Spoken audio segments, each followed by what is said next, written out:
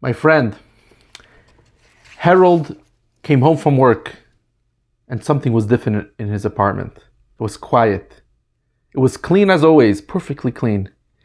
And he saw it on the counter. He picked up the note and there he read, shockingly, relationship terminated. Repeated button pushing. Incompatible with optimal efficiency. Charging station relocated. And it was signed Unit 734. Because Harold's wife was a robot. He called her Sparky.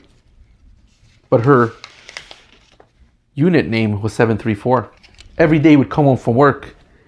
And he remembered, he now flashed by his eyes the past 3 months. He would come home from work and he would try to get some listening from his wife. His wife should listen to him.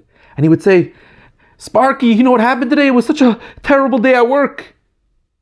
And all she would reply would be, checking heart rate, elevated heart rate, increased perspiration, vocal patterns indicate. No, Sparky! Not now!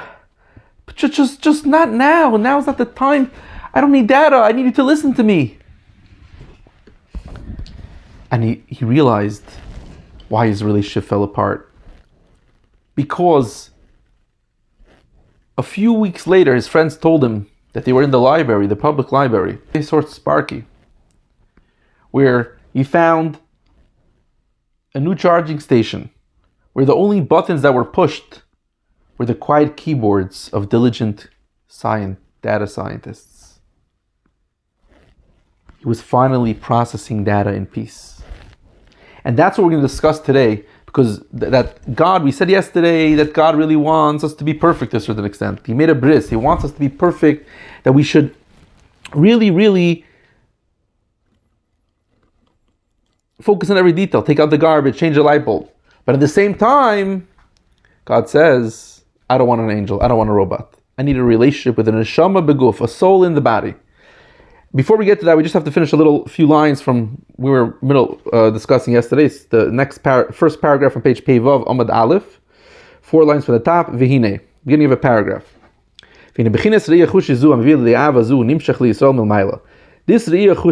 This vision, clear vision, that brings to love is drawn to the Yidden Milmaila. God shows himself to them v'yatza kabara chitzei, and his arrow shoots out like a lightning bolt. This is the ray and the light that's drawn to the Jewish people, that they should have fear of God, to see the light of Hashem, His infinite energy, very vividly. Like we explained yesterday, more at length to yesterday's class, and that's why our sages enacted that before we daven Shemoneh Esrei, we should say all the blessings of the morning. Why? He explained elsewhere in other parshas, we're not going to explain it in detail, but just in short, that a bracha, what's the idea of a bracha? A bracha is really a code. You're sending a code.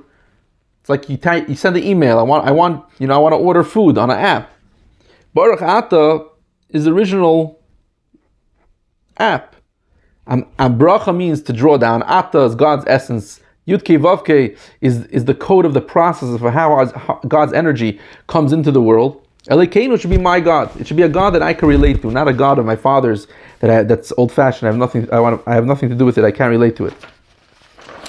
And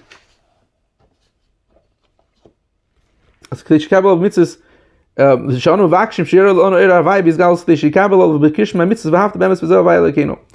asking the brachas that it should be revealed in us in truth, God's light. Like we said yesterday, a wise man walks in light, meaning he sees the light in every single object, in every experience. He sees the light. The light is God's energy that's enlivening it. And then when I say Shema, I'm really going to love God. Ki hu chayecha, that's the meditation we spoke about yesterday. Ki hu chayecha, that God's my energy. Our sages tell him, now we're going to discuss this idea that I said before in the introduction, that God, even though He wants a bris, that we should be fully dedicated, and we should make sure to change every light bulb right away, and we should take out the garbage right away. But still, at the same time, God says, I don't want. I understand that you're a human. I understand you're neshama beguf. I don't want an angel. Can you open say? Just tell us. The Jewish people are greater than the angels. They wait until the angels say Kaddish until the Jewish people say it down here. And seemingly it's not understood that there's an advantage. Oh, I have an advantage over an angel. An angel is perfect. The angel has much more spiritual light. An angel is in sync with the harmony of God's energy, and I am greater than the angels. The angels are waiting for me to pray in the morning to say Kaddish, and then they're going to say it. Even the most holiest person, he does no sins in thought, in action or speech. There's no person that doesn't have any foreign thoughts. Now the Rebbe says,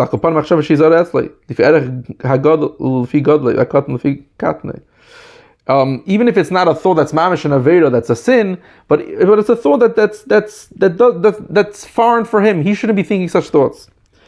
A great person relative to how great he is, and a small person relative to how small it is. In other words, if you have a very, very white piece of paper or shirt, then the slightest stain is noticeable. But a black shirt, you need like an orange neon face, like mustard to fall on a black shirt. So every single person relative to his level, that's the machshava that he has. So the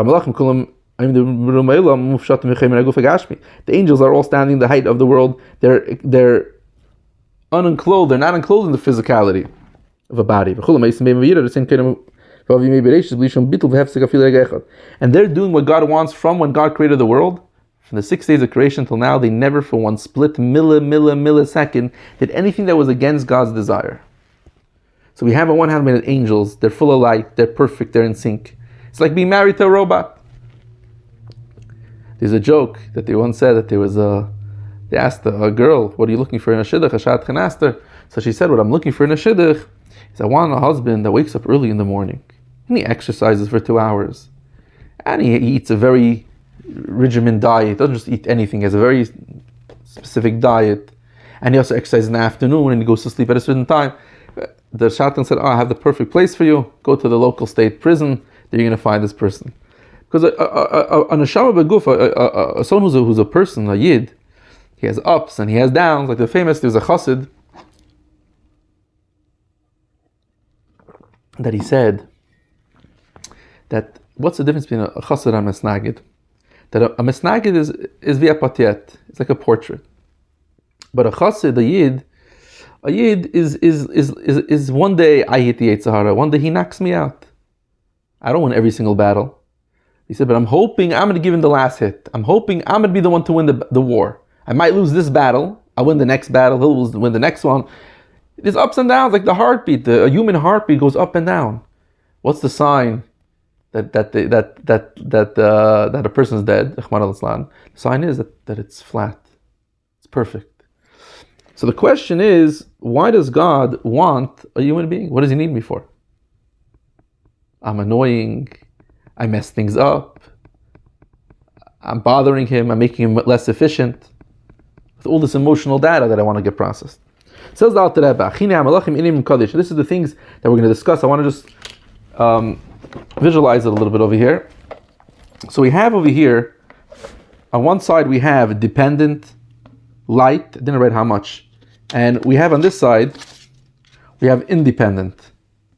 Dependent and independent. We have light versus small light. So here I'm going to write, we're going to look in the Maimer and see what he says, but the Alter Rebbe is going to say that the angels, can you see it here? Can you see it? The angels have much more light than me. So,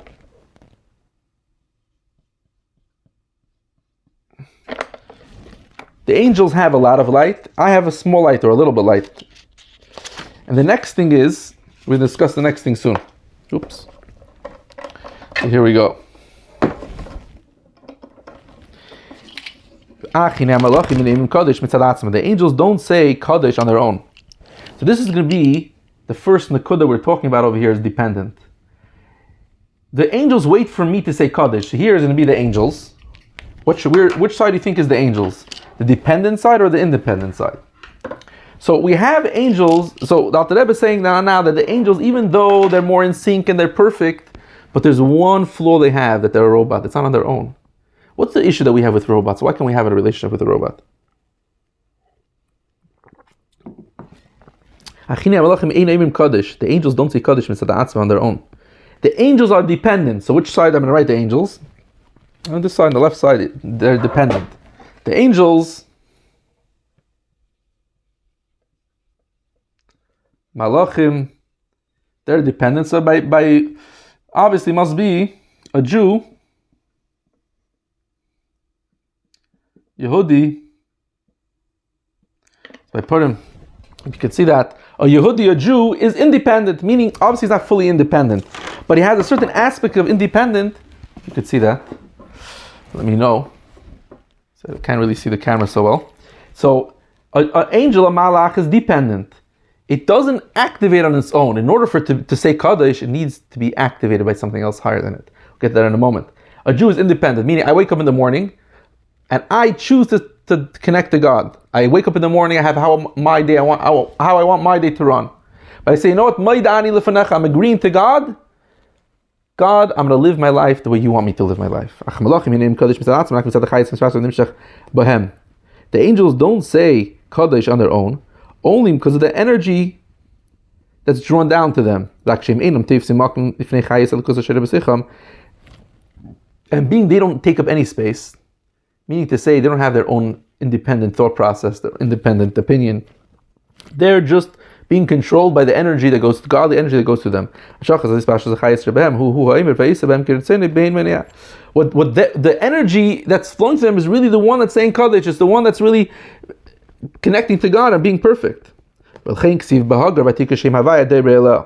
That's why we see when it refers to Hagar, which was Avram's wife, which he sent away, and she was stuck in the desert. She didn't have any food and any drink, and her son was thirsty, and she prayed to God, and God sent the angel. Hashem sent the angel. It says, Vatika Shem Havaya Debrela. She called the name of God that was speaking to her. That's the angel that was speaking with her. She didn't say the angel, said the name. She called the name of God, because the angel itself is a representation of God. In other words, there's two ways. The angel is a conduit. The angel is a conduit that doesn't. It's not. I'm saying my own opinion. I could choose. The angel. It's kind of. I'll give you an example for this. A simple example. I don't know if you have a horse and wagon. So the horse itself has its own opinion. It has what it wants to eat, what it wants to do. It doesn't want to schlep a wagon. But you put a yoke on it, and you force it to plow. The wagon itself, the wheels and the wagon or a car doesn't have a will for itself. It's a machine. It does whatever you want it to do. So you don't say the car drove. You say Yankel drove here. I really was the car that drove, but the car doesn't have even its own opinion. That's where the angels that came to Avram, they said, we're going to come back to you in a year. But those same angels will never come back this next year. Because the angel, we know, only gets one mission, doesn't do more than one mission. So it was a different angel. But the angel was, it's like saying, if I call you on a phone, doesn't matter which phone I'm calling on. Oh, this is a good example. If I call on my own phone, I borrow someone else's phone, or I have 3 phones, I could talk to you through the phone. The phone is nothing. The phone is just a conduit for my voice. I say I'll call you back. Doesn't mean I'll have to call you back on this phone. I'll call you back on a different phone. It's fine too. So an angel is like a phone. Oh, an angel is like a phone. Put that over here. I like that. It's like a phone.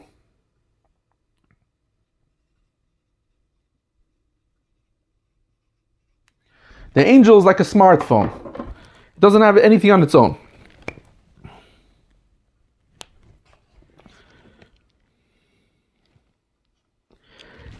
That's as if God is speaking himself. Because they don't take any up space. You don't say the phone called you. My friend called me.